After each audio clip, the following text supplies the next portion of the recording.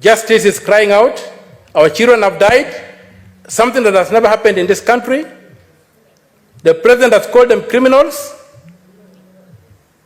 and the president cannot continue sitting in power when the children have died.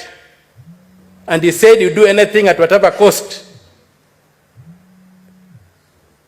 when the Constitution says you can't do anything at whatever cost. So my call is to associate my voice with those who are saying that the president vacates office. There's no room for all these things we are doing here, and we start off with a new slate. There's been a call of other things. I hear I don't know if the cabinet has been dissolved or stuff like that.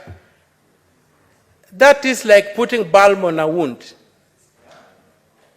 What we demand, or what I personally think is ready to happen, is that the entire Kenya Kwanza administration, led by Mr. Ruto, must vacate power.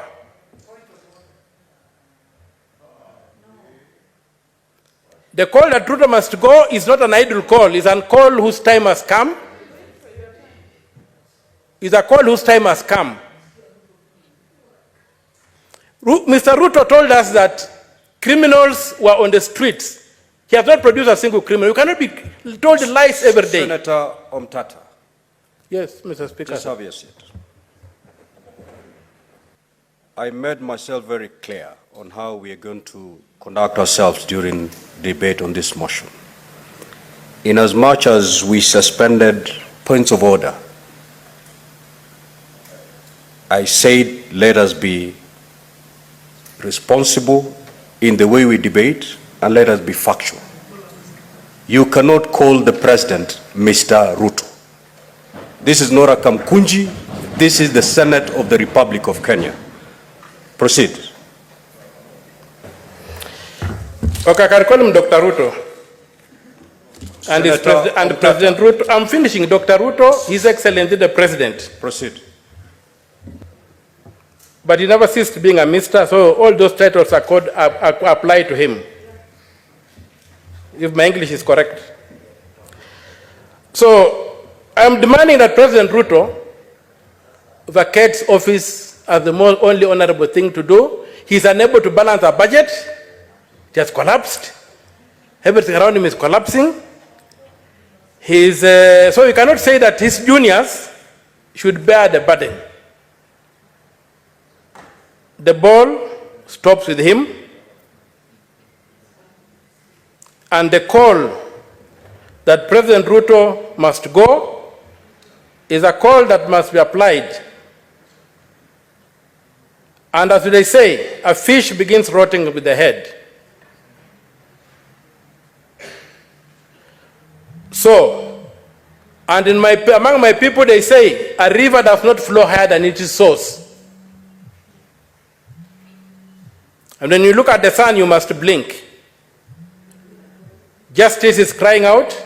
Our children have died, something that has never happened in this country. The president has called them criminals,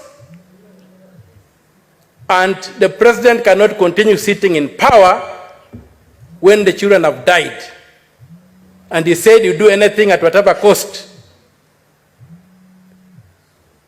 when the Constitution says you can't do anything at whatever cost.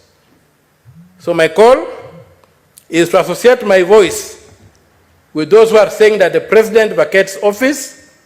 There's no room for all these things we are doing here, and we start off with a new slate. Mr. Speaker, sir,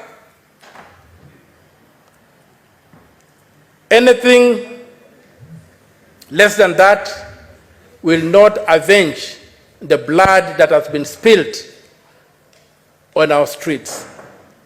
A street that is hallowed, a street that is recognized in the Constitution as an arena for engaging politically.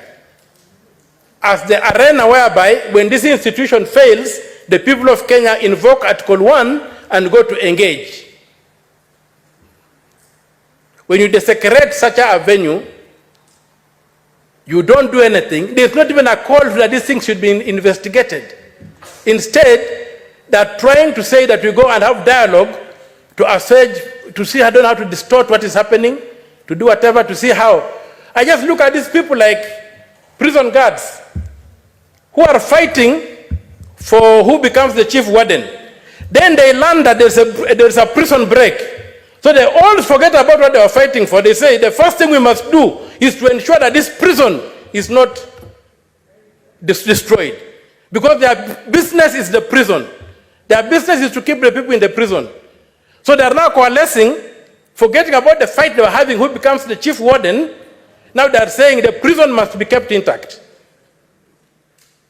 We are not going to allow that. This country has moved. The government that has to govern this country must govern by law. And, Mr. Speaker, sir, I reiterate my words that if really the president values this country, he should do the honorable thing, fall on his sword. President Ruto, fall on your sword and retain, if you have to retain in order. And retain in.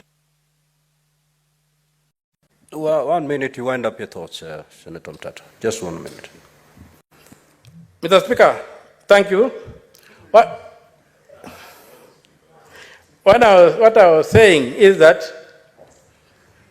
like in the old days of the Roman soldiers, when they felt that they had brought dishonor to the country, and they were even, the dishonor was so bad that they could not even let another person kill them, they fell on their swords and died. That's the only way they regained their honor. And the only way Ruto can regain in honor is for him to fall on his sword and let the Kwanza administration die, so that Kenya can have a new beginning. With those few remarks, Mr. Speaker, sir, I thank you. At that juncture, we will defer that motion and proceed to the next order. Clerk, kindly call the next order. Order number 9, motion, approval of sittings of the Senate to be held in Busia County.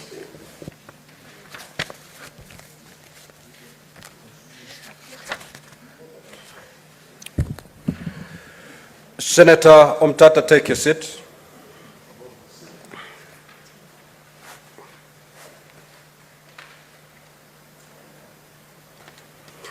Now, honorable senators, we had concluded debate on this particular motion.